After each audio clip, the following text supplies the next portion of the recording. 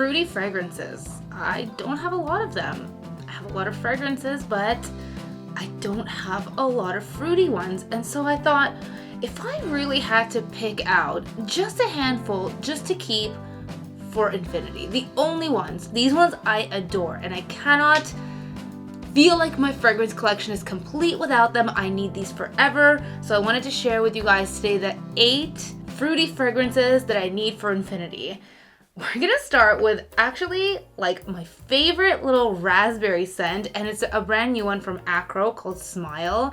This one totally makes me smile. It has a beautiful burst of bergamot in the opening and like a really fluffy light raspberry. Think freeze-dried raspberries, the tangy ones, that like little dust. There's muskiness in here, and it dries down to such a soft, pleasant base. I believe this fragrance was actually Olivier Cresp created for his daughter as like the perfect scent for her that could be something that was her own. It's very playful and it's not immature. It has a dryness to it and a cleanliness. Definitely smells crisp and clean, tangy, very refreshing.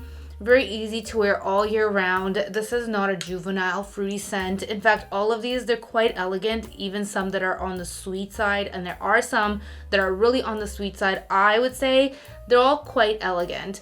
And this one, even though it's fun, flirty, refreshing, is still super elegant. I've been really loving Acro. Like, I love all of their fragrances. So this one is quite outstanding. They just launched this at Twisted Lily. So I have a code for 10% off. Everything will be linked in the description. I think that code is Scented10.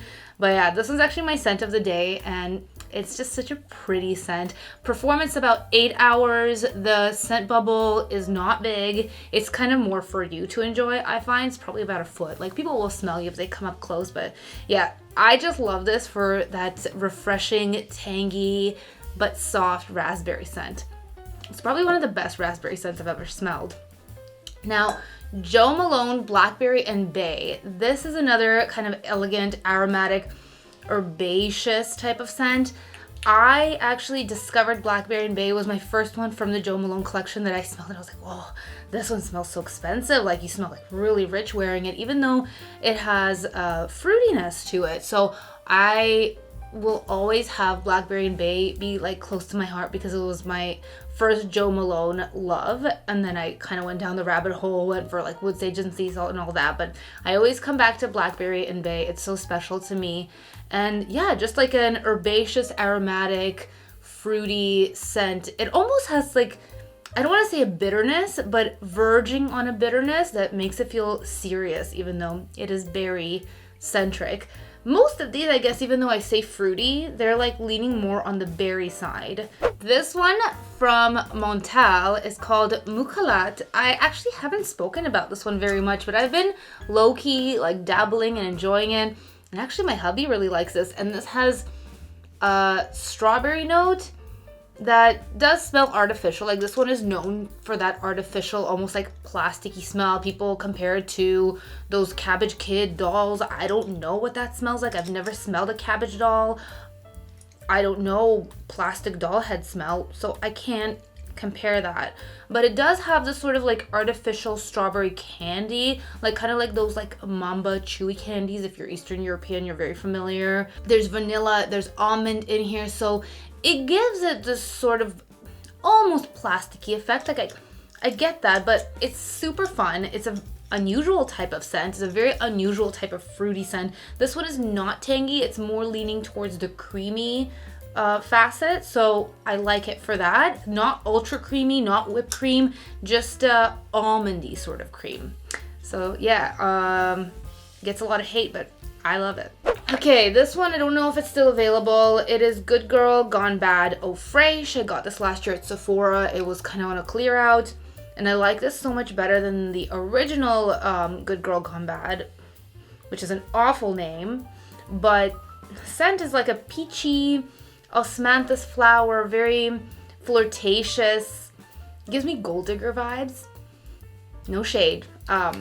I guess because I knew a girl who used to wear this scent and like she kind of dabbled. Anyway, basically very similar scent profile to the original Good Girl Gone Bad. I don't see the same notes listed, but it's very similar in scent. It still has a peachy quality, but it has an aquatic, kind of like ozonic freshness to it.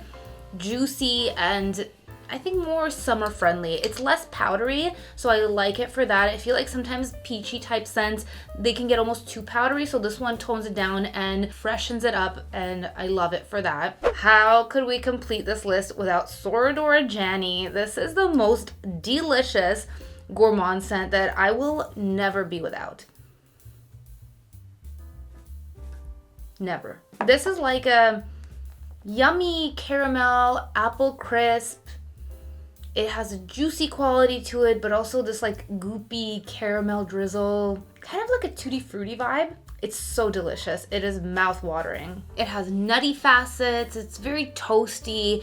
And this is definitely for the cooler weather. This, by the way, is my second bottle. The first one I wore through as well as decanting. And if you guys don't know, I do run a decant shop. It's thescented.ca. So if you're curious to try any of these scents, you can find them there. And I do have full bottle selections, including Soradora as well. I only have my favorites in the full bottles right now. So yeah, you can find Jani through the Scented. It's literally the best. You guys can always save 10% with the code SAVE10 that's exclusive for my viewers. Here's a new discovery as well that I can't stop wearing. It is called Poom Poom from Maison Matine, and this is about kiwi.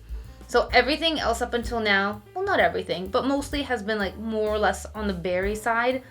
This is a very different kind of fruitiness. There's a shampoo-y quality to this, and there's a floral fresh quality from freesia, peony. Like, to me, this is all about kiwi, freesia, and peony. Very light, very petally, you know, those like fluffy petals.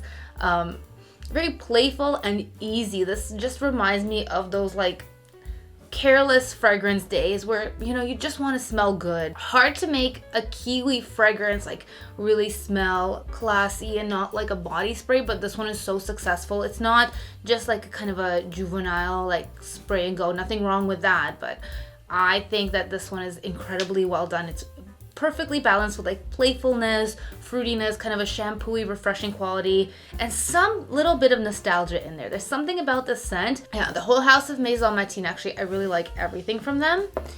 Okay, down to the last two, and then I do have something to mention at the end about a new release that I'm like, about, but it still falls in the fruity category, so we'll get there. Catalia from Maison Maïsa. This smells a lot like Rouge Trafalgar. I've mentioned this a few times. It's the same type of like kind of berry and pine sort of quality. It's tangy, it's blackcurrant centric. I just really like that blackcurrant note that's in here. I like a vibrant, kind of tangy blackcurrant with a little bit of bite. There's patchouli listed in here. Maybe it's a fresh patchouli that gives it that sort of piney quality. This is really just about like refreshing, tangy blackcurrant. Not very sweet. There's notes of caramel listed. This is not a caramel-centric fragrance at all. It is not super sweet. It is not gourmand. It is quite refreshing. My hubby really loves this. He thinks it's really sexy, which is weird because like berry fragrances, I don't typically find that he finds them sexy, but this one he's just like, yeah, Catalia is so good. This one's really interchangeable with Dior Rouge Trafalgar. Please ignore the bulldozer in the background if you can hear it. I live in a construction site. It feels like an earthquake right now, like a little tiny earthquake as the bulldozer's going by. Really, like this one, Rouge Trafalgar, either one is a very similar scent profile. I need that type of scent profile in my life. And then probably the sweetest, like the most like ba-bam, is this Indecent Cherry from Born to Stand Out. This is incredible. This is at the moment my favorite cherry fragrance. It is a really vibrant, bright cherry. Like you smell this and it is undeniable cherry. But it's not like a cherry tonka or a cherry almond blend. This is full on bright cherry, and there's like kind of almost an aldehyde quality to it. It smells almost like refreshing, soapy, kind of sparkling as I wear it. It kind of gives me that brightness. Yeah, I can't even be bothered to look at the notes. This is just what it smells like to me. It's amazing.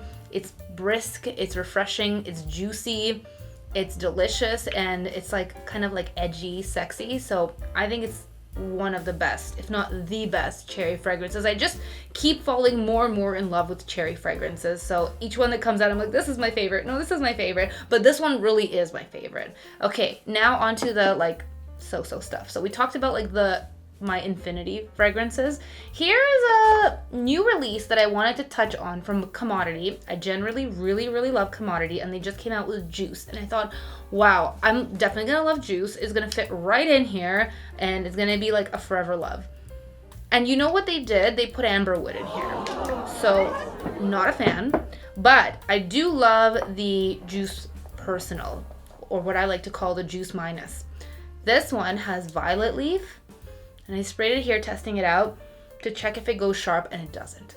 And this kind of gives me that same violet leaf effect that I find in like YSL L'Homme, which is one of the only men's fragrances that I wear. I just find it so comforting. So here you get this yummy strawberry. It's refreshing, it's soft, very gentle, almost similar to Smile, except that it's strawberry. It's fluffy in that way, the violet leaf. So I really love the little guy of the Juice Minus. This one's okay, but it dries down to this like that annoying amberwood just a little bit. It's subtle. In this one, it's subtle, but I sense it a little bit. I'm still navigating through it. I haven't like properly tested it out, but I did want to share it with you guys because I know a lot of people are excited about this release, and you guys have been asking what I think about it. So this is what I think about it. Minus is my favorite. This one's pretty good. And the plus, I'm sorry to say, is an absolute hard no. This is sharp and it hurts my nose. So that is how I feel. Performance is good though. Obviously with this one, the strongest. This one has an added note of patchouli. This is the Juice Plus, so bold. Not to be confused with Juice Plus, the company, pyramid scheme, whatever. So yeah, basically all of them have notes of strawberry, raspberry, think rose in all of them, rhubarb in all of them, and you get that tangy rhubarb. Does not smell like Delina. Like the rose and rhubarb thing does not always equal Delina. This does not smell like Delina. This is a lot more about the berries, but this guy has patchouli and a lot more amberwood. This one has violet leaf and virtually no amberwood at all, so amazing. And this one has just a little touch of amberwood in the dry down. Performance is, like I said, really good. This one stays close to the skin, probably 2 to 3 hours for this one. This one is like a 6 to 8 hour, just kind of like average performer. This one's a 10 to 12 hour, maybe closer to 10. I did not try this on the skin. I will not try this on the skin. I'm gauging it based on comparison and how it smelled on paper and how long it lasted on paper. So will not try this on the skin.